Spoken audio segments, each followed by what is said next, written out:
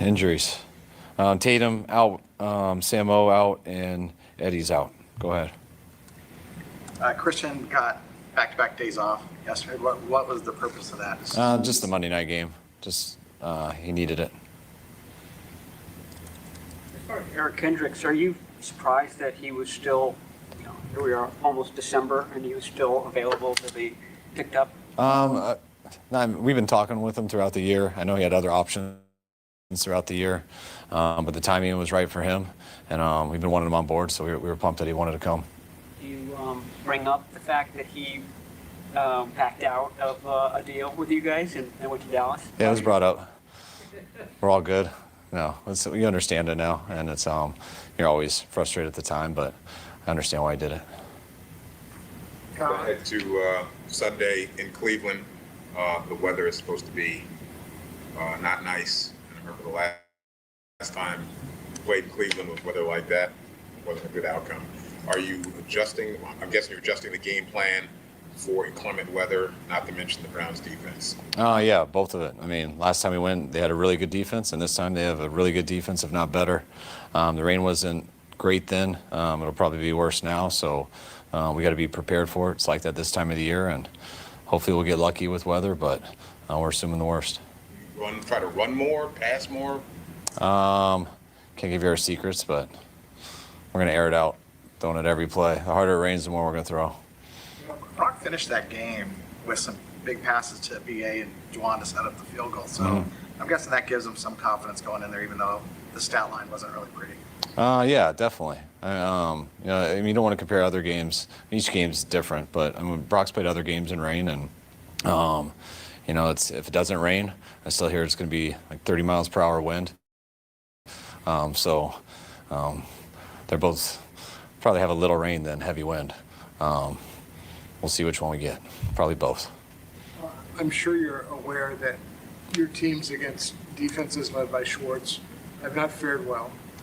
Do you have any sort of relationship with him? And if so, have you ever said, you are a pain in the ass? Oh, yeah, definitely. He knows it. He lets me know, too. But I got a lot of respect for Jim. I think he's one of the best who does it. He's done it for a while. I've been going against him. I don't think they add our records when I was in Houston. Maybe they do. I don't know. I don't count them, but you probably do. But when I first started as a coordinator in Houston, back when I was 28, 29, going against him in Tennessee is where it started, when they had Vanden Bosch, Albert Hainsworth, Javon Curse. They were doing the wide nines then, and that's why I always wanted wide nines, and we got that with Chris Eric. Your win against Schwartz was the December 2008, 13-12. Oh, that is Tennessee. Yeah. So were you the play caller, or were you sharing with Kubiak? In 2008, shared with Kubiak, yeah. You remember that game? Yeah, I do. It's a good game. I don't look at it that way, but it's I'd love to get a win, but it's lots of different situations, lots of different teams, lots of different quarterbacks, but whoever he's been with, his defense has always been similar and very tough to go against. You probably would have preferred to have your bye week in the middle of the season, but now that it's finally coming up, I mean, do you consider that an advantage for those last 4 games of the season after? Yeah, possibly. I mean, now we're so used to it, kind of don't want to get out of any rhythm either. Probably would have preferred it earlier when we were more banked up, just to buy a couple extra days or extra week for guys to return.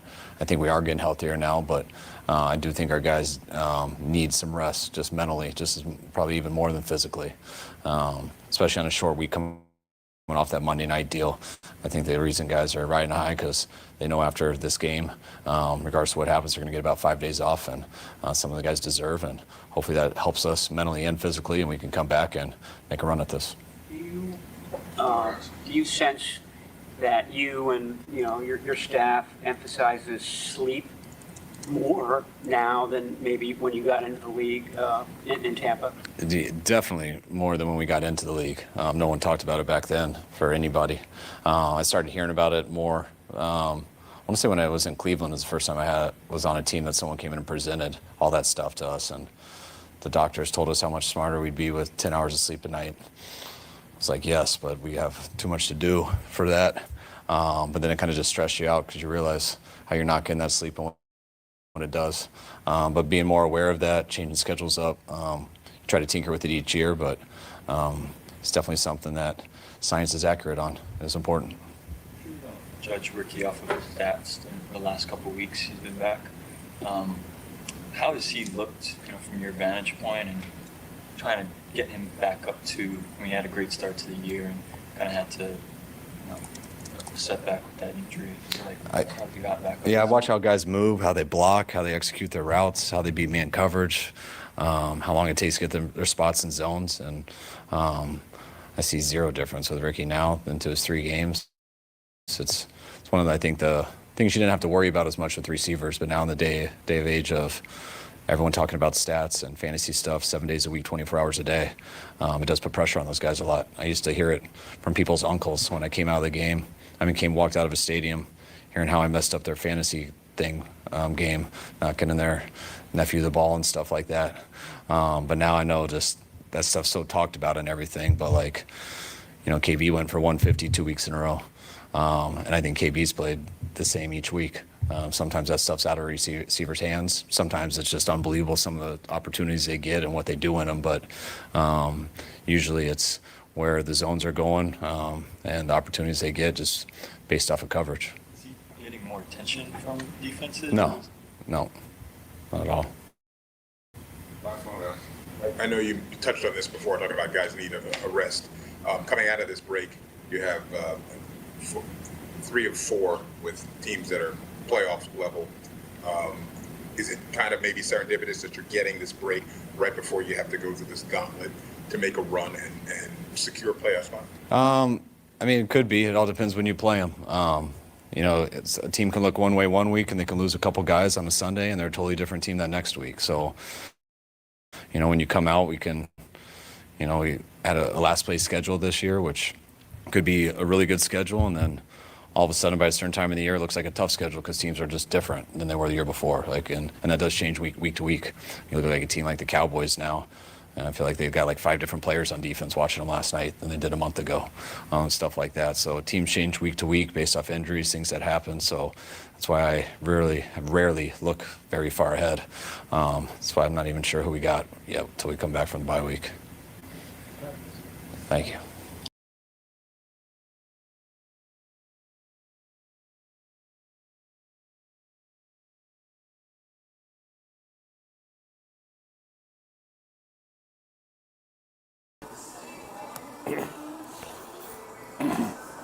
Good evening, everybody. You're looking live here at Stonestown, here at Pete's Coffee here in San Francisco. We're just right by here in the outer part of the Sunset District as we're heading towards, near Park Merced, and head towards, right near the campus of SF State College, and heading down the 2A. As you hit the 2A, heading towards the southbound, towards Daly City and South City. Welcome to a special edition of 49ers Live tonight, the Black Friday post-Thanksgiving edition. Professor B here in San Francisco. Just you heard Kyle Shanahan talking to the media earlier today. We're going to have a very short show tonight. We're just going to give you just a quick recap of what's going on in the earlier in the day. You saw it on Amazon Prime. The Chicago Bears go into Philadelphia and knock off the defending Super Bowl champions by a score of 23-9, 24-15. And the Bears really dominated this game in Philly. The Eagles came into this game and you look at the Cleve Williams throwing they used a time of possession of running the football. Williams only threw for 36 yards and threw a touchdown pass. It was Swift, the ball carrier for the Bears, led the Bears with 18 carries, 125 yards. And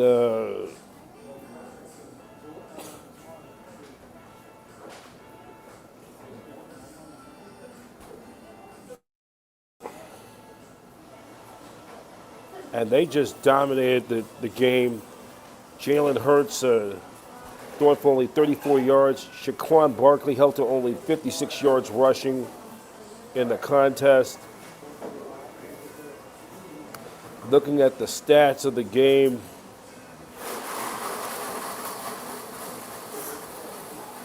Hurts threw for 230 yards. A.J. Brown with 32 yards in receptions. But the Bears really dominated this game. 28 first downs. They had 425 total yards of offense to the Eagles, 317. 281 rushing yards to the Bears, 87.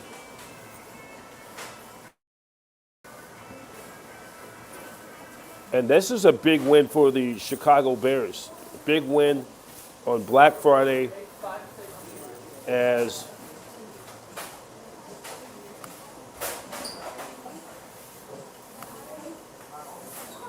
the Bears now improve. We take a quick look at the NFC NFL playoff standings of the NFL playoff picture. This was a big win for Chicago Bears. The Niners will play the Bears exactly a month from now at Levi Stadium for Sunday Night Football on NBC. But first, we'll get you ready for the Niners and Bears. And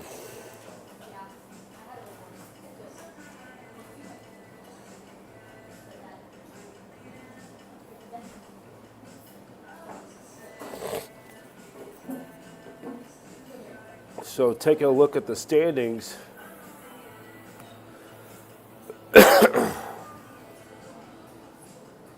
So Chicago, looking at the standings in the NFC North, the Bears are now 9-3. They're a half game ahead of the Green Bay Packers.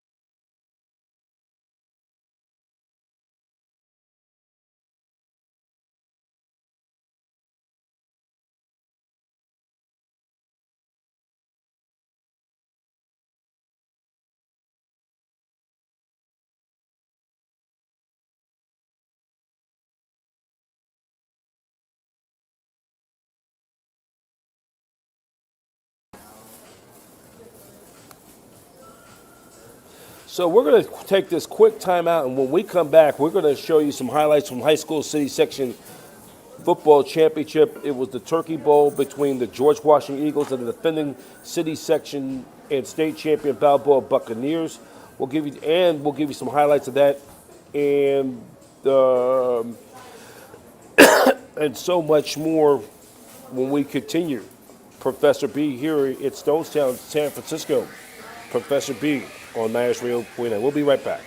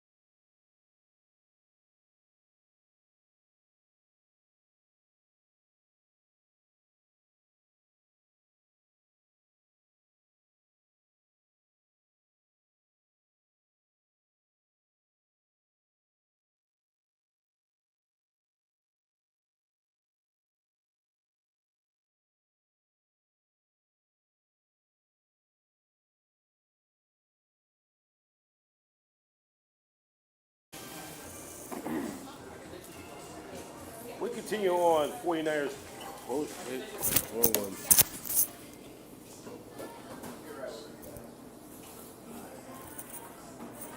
We continue on 49ers Live tonight here at Stonestown Pete's Coffee here at Stonestown here in San Francisco at the Stonestown Galleria Mall on this. Hope you're enjoying your Black Friday night. If you're going out and about tonight, please be safe, drive safely out there. And we're going to go to our next segment. It was the CIF California Scholastic San Francisco Section Turkey Bowl Championship yesterday at Kezar Stadium. Here are some of the highlights. I hope you enjoy them.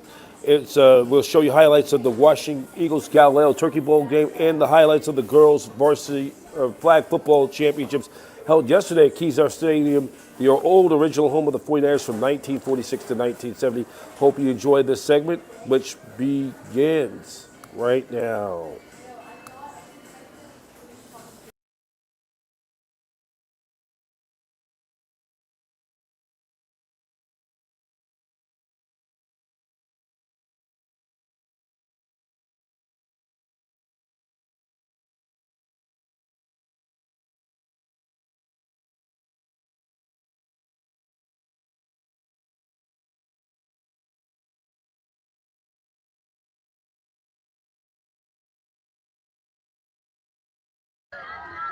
Annual Turkey Bowl Championship at Kezar Stadium in San Francisco. Washington Eagles versus Balboa at Kezar Stadium as Roy Mertz back to pass, and he's going to run it, and he gets just stopped right there. And the Eagles go for a field goal, and the attempt was blocked. Kevin Martinez's field goal was blocked, and the Balboa Buccaneers picked it up right there to the Eagles' territory. And then right after that, it was the running back player of the year, Micaiah Smith, a touchdown run, all-world versatile purpose back. He would end up getting 265 yards, purpose yards from scrimmage. And there he goes again. He runs in there and fights off defenders into the end zone for a touchdown, and the Buccaneers lead. But this was probably the play of the day. Eagles going for a fourth down, look like a punt, but they go for a fake as Mertz back to pass. He's looking for Micaiah Smith, Mindy Reed, I should say, who made the game-winning touchdown pass in overtime against the Lincoln Mustangs, and he able to get into the end zone. It was a touchdown, and the Eagles are back in it. And then it was Gomes with the two-point conversion that got them as they go to the intermission. But the Buccaneers respond. They get a kickoff return by Mikael Smith for a touchdown. Here's Mertz back to pass, and a great catch for another touchdown to the Eagles receiver. And then in the second half, there's the Buccaneers. They coming in to score on this touchdown play. Another touchdown right here. And then here comes Smith with the run. He is in the end zone again for a touchdown. And then the Eagles fought all the way back. There's another great catch by Bendy Reed, the senior, as he pounding, but was not quite enough. As the Balboa Buccaneers win the championship for the second straight year, 50-42. We talked to both coaches right after the post game. Their thoughts. And another championship. That's 3 out of 5 now. It looks like you guys are the new dynasty of the AAA. I wouldn't say dynasty, but we got to be consistent. So trying to be consistent over here. I mean, tell me, you guys, Washington got on the board early. Then after that, you guys scored. It was 24 points, and then they came back, made it a game at the half, and it was a shootout all the way. I mean, what impressed you of this Washington team? A new head coach with Coach Shannon, and your thoughts about them? Well, it's a family coaching staff, so I already know what they bring. So they got a lot of football history with them. So they brought a good coaching staff together to help these kids out. Yeah, and then the all-world back. I mean, he's kind of like the Devin Hester. He was at both sides were right after it all day long. Yeah, well, he goes by Beast Mode Agent Zero. So wow, his favorite player is what's the name of the Deshaun? Yeah, Deshaun. No, Marshawn Beast Mode, Lynch. Marshawn Lynch. Yes, sir. He's like, and Marshawn Lynch is kind of like a Earl Campbell 2.0 in his prime, Yes. back in the late 70s, early 80s. But he's probably the best player of the city. He's going to get the league MVP, and he'll be going to a good program next level. Yeah, so we're hoping he gets a little bit more looks. He's already got some D1 looks, but not offers yet. So we're waiting on him to get some offers. And what's next for you guys? You guys can go to the state championship. We got a regional game, but we don't know who we play. We have to wait for the results after this weekend. Okay, Coach Vasquez, congratulations. Thank you, appreciate it. All right, that's Coach Vasquez here. The Balboa Buccaneers win their second straight C-section championship, their third in the last 5 years. Devon Shannon, the first-year coach, Washington Eagles, you lose 54-42, but you look back at the season, this time a year ago, there was a lot of uncertainty with the coaching, with the program. A lot was well illustrated and said, but your thoughts of this game and the season? This game in particular, I'm proud of these guys. What I noticed this season, a lot of the teams, they just kind of laid down for Val. And we just wanted to show that, hey, man, we don't lay down for anybody. Nope. We don't lay down for anybody, and anybody is beatable. And No breaks. No breaks. No breaks. So, yeah, man, that's the biggest thing for me. Just seeing that these guys will keep fighting. That's all I need. That's all I need is some guys who want to go hard and keep fighting. Okay, I got to go and say congratulations, Javon. I mean, where they were a year ago this time with uncertainty, you're going to have the full off season with the weight program in the new year, and Can't wait. you're going to be around.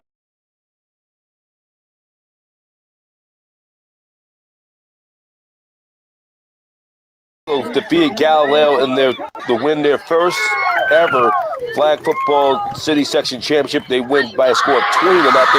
The Cardinal capped off their season undefeated with a 7-0 record, 10-0 overall. Talk with their head coach, Wayne Woodruff, about the team's success. This team has fought and scrapped and fought the entire season. We've carried many wins, say 7-6, a 1-point lead. We've held it for a half. I'm so proud of this team, and they just came out and did everything we asked of them this time. Played excellent ball, both offensively and defensively, and special teams did well too. Woo! Yeah, they were getting after that.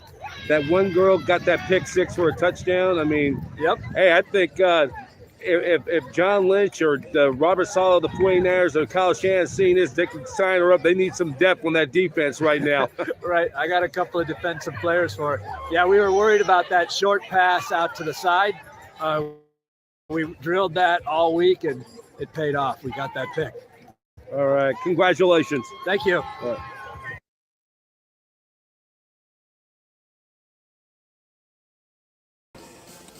All right, that was highlights from the CIF City Section Championship from highlights the Turkey Bowl, Balboa beating the Washington Eagles, winning it, ours 54-42. Our congratulations to Freddie Vasquez and the Balboa Buccaneers football program on a successful season. They're going to be on their neck. They'll be advancing to a sectional expanded playoff coming up sometime next week. I'll get the information later, sometime late night, Sunday night, or sometime early Monday. And also, and so they're for the second straight year. 3 of the last 5 years, they went back-to-back years. 3 of the last 5. We're going to also don't forget. Congratulations on the turnaround year for Javon Shannon and the Eagles. Of the remarkable turnaround. So we say our congratulations to them. But we're going to go in our final segment. Before we go, and also just a reminder, before we congratulations to the Eagles of a fine season, 8-3. They win their first playoff game in a decade, in 14 years. They're really on the upcoming. You know, prior to this, there was this time last year, a year ago, there was a lot of uncertainty of where the football program is at. There was a lot of issues from the previous coaching staff and the head coaching staff, and the issues that where a lot of players left the program, quit, and there was a lot of issues, not just with the player personnel, but with the parents and some of the alumni, and it was not pretty. I do some PA and some music helping out on their game day stuff, but I kind of didn't want to mention any of the name out of the privacy of for the players and their parents and the families of that what happened last year. I kind of supported during the hard times, but behind the scenes, I didn't want to go on social media or on public to mention anything. Want to keep that private, but as a broadcaster, I don't want to be too much of a homer. I have to keep things strictly business and neutral. But then, when the game's over, whatever, after I do my post game stuff, then I'll just be more of a local. But it's a good thing for Washington. They turned things around. A lot of uncertainty in the offseason. They finally got their coach, Javon Shannon, to take over, and they started the OTAs late because this didn't decide till around mid-March, and they had extended OTAs. But I think the future is definitely bright for the Washington Eagles.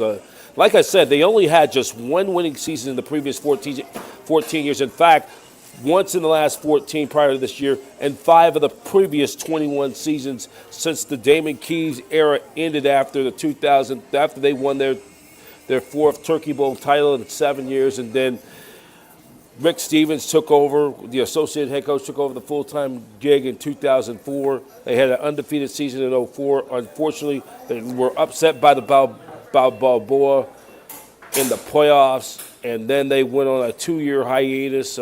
Kind of that run they had went off a little bit for the next 2 years. Then they parted ways with Coach Stevens, and then brought in Coach Finley and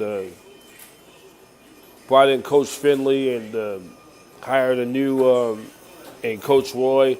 They went on to go to Turkey Day 4 of the next 5 years, and they would lose twice. 3 straight years they lose to Lincoln in the playoffs. They were able to get over the hump to get back to Turkey Day and won it all. They beat Balboa in 2010, and then they got back to Turkey Day again, went undefeated in the league, won their second first time they went undefeated, or for the second time in 3 years, they either outright were league champs or won it, got at least a share of first place, and then they end up losing the Mission in a stunning upset in the championship. And nobody didn't know at the time how bad that loss would abbreviate. But then, some 6 months later, Coach Finley stepped down because of issues with the former AD who was there at the time, and I really did not like that AD who was there, that regime at that time, because there was some stuff I'm not going to get into. But after Coach Finley, Coach Roy left, that's when the program really went downhill, went into some lean years, and then, the more recent coach they took over was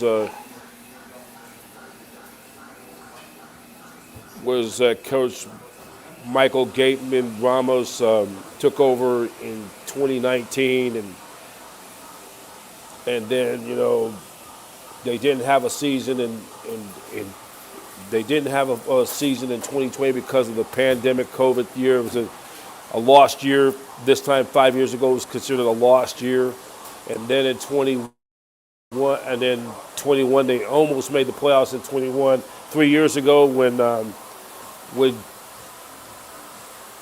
Roy's older brother James, or I call him Jimmy, quarterbacked that team, they lost only one league game, but then they lose Jimmy to a torn ACL late in the year. And then they lost that playoff game to Balboa at home. And I think many people criticized Gateman for leaving Jimmy into that game against Mission way too long when they're blowing out Mission.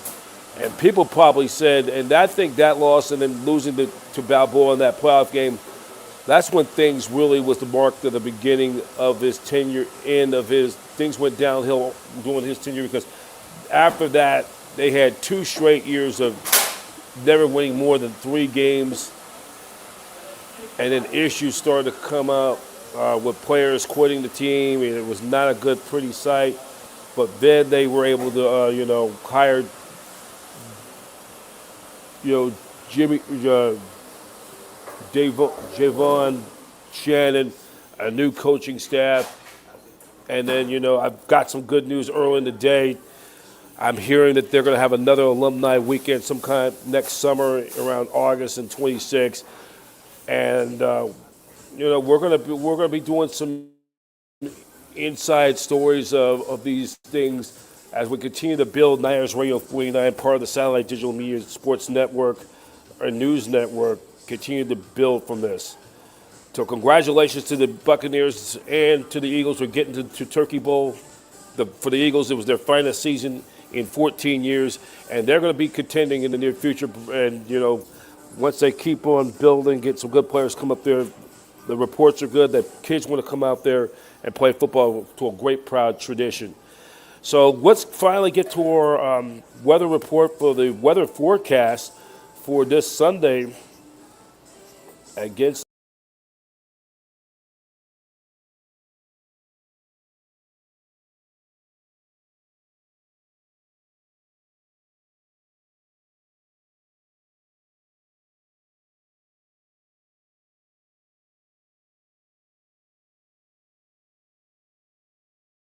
So,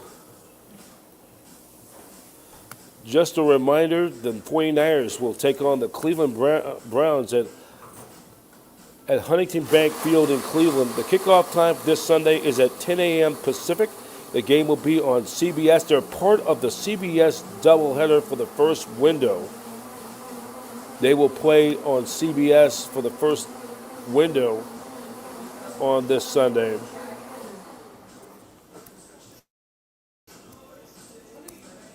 That'll be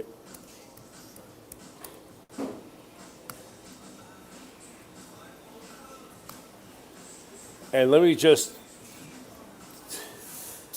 and Mikhail Smith, by the way, had 6 touchdowns in that game.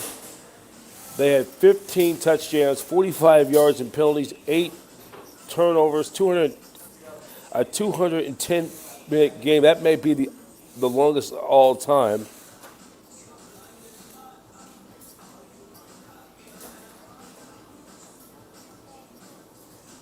So Smith is a 6'2", 215-pound senior.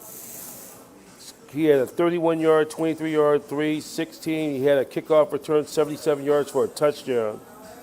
He also had 3 two-point conversions. He was no doubt going to be the MVP. Smith had 19 carries for 294 yards. He had Joe Smith, no relation, 13 carries for 133 yards. They had a great rushing attack. All told, the Buccaneers are now 10-2. They go to the 7-8 champion, being defending league champ. More than 500 yards to go with the 8 touchdowns, but give back a 254 yards, penalty yards, including one unremarkable stretch of too many men on the field and some unsportsmanlike conducts. One way or the other, the Balboa found a way to haul off the pesky, determined Eagles under first-year head coach Javon Shannon and his staff, making the first Turkey Day game since 2011. They only had just one winning season, but then, and Shannon took over in April, bringing 2 brothers, including his dad and his cousin. Washington has been the talk of San Francisco, and even though they were plummeted by the Bucs in early October, but behind 250 yards passing, 5 touchdowns for senior Roy Mertz, 2 each to Midday Reed, all phases. Isaiah Deshae added 1, Samuel Robinson. The Eagles cut the lead to 36 points off the first defeat. They also recovered their 3rd onside kick with 7 minutes and 29 seconds. They had a legitimate shot to win the game, but Balboa's defense, that defense, when they responded, they bent, but they did not break. Cyril Sugias, Jameel Butler sealed it. Takua Solano and the field on tape each had 3 of Balboa's 9 sacks. Nahua Cassie added a pair. Hats off to Washington coaching staff for changing things up for the first time. The players did a real good job. Balboa coach Fred Vasquez said, "We made some adjustments and got the job done." Mertz is one of the best quarterbacks to come out of the league in a very long time. But I think he's going to be right up there, one of the best ones. So this was a great piece by Mitch Stevens, who does Max Press did this story from SI.com. So you check out this piece on SI.com. So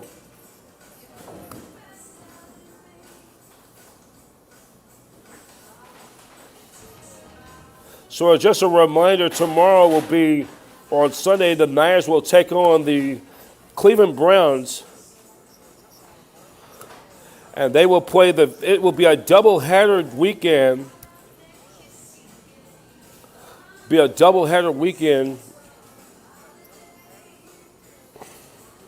It will be a doubleheader weekend on CBS, as for those of you in the Bay Area,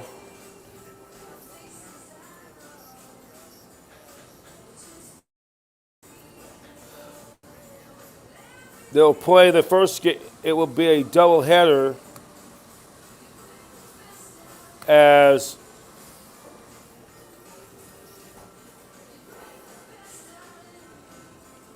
so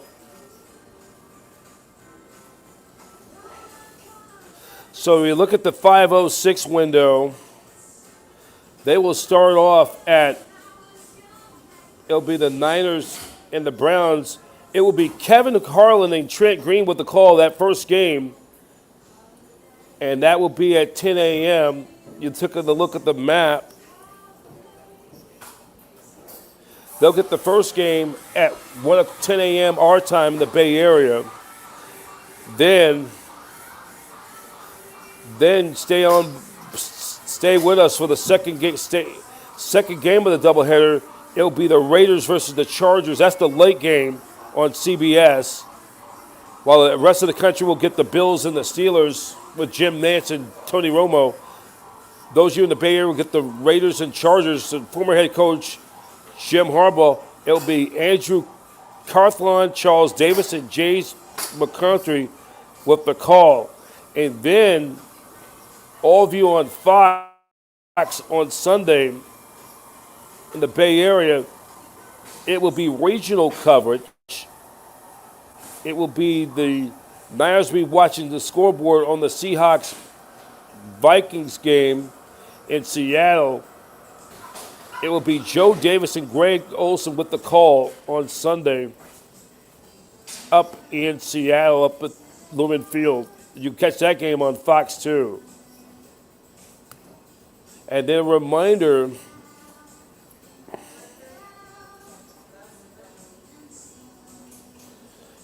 then also a reminder for those of you who want to watch and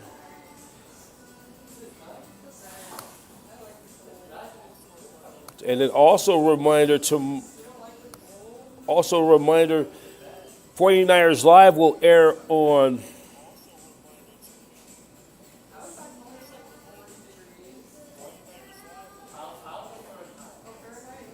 '49ers Live will be with Matt, hosted by George Washington alums Bonte Hill, along with Niners insider Matt Mayoko, Jennifer Lee Chan, Carlos Ramirez, and Rod Brooks. That will go on the air on at 9 a.m. tomorrow, or on Sunday on NBC Sports Bay Area. Then the post game will come on immediately following the game on NBC Sports Bay Area. Then we will have our 49ers post game live will commence immediately following the Niners Browns game. So this is going to be where the Niners, they can come out of here, win or lose. I mean, they'll be facing Shadir Sanders, will making his second start as Browns quarterback. He's the son of former 49ers, former Super Bowl champion Deion Primetime Sanders. It's going to be very interesting, very interesting. But we'll have 49ers Live post game right after the game. We'll give you the video all through in Cleveland, Ohio. So we're now at 7:49, 10 minutes before the top of the hour of 8 o'clock. Thank you for watching 49ers Live tonight. Glad you guys enjoying the podcast.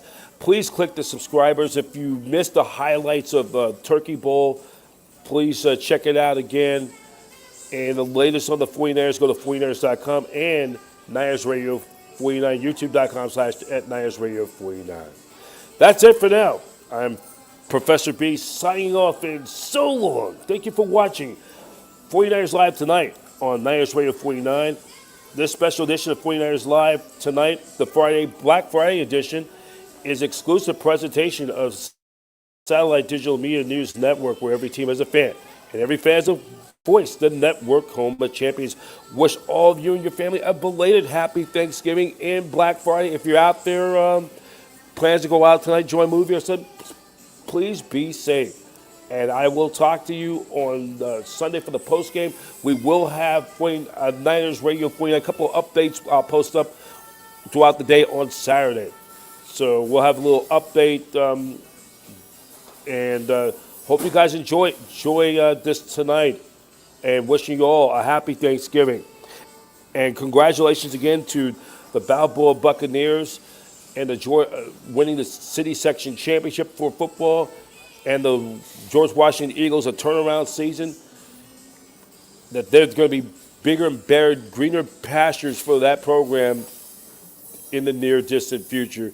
And congratulations to the Lowell Cardinal girls flag football team winning the school's first championship and going undefeated. So it was a great year round, a great day over at Kezar Stadium yesterday on Thanksgiving Day. I hope you enjoyed your Thanksgiving, enjoy your Black Friday. Professor B signing up, and good night, everybody. Take care.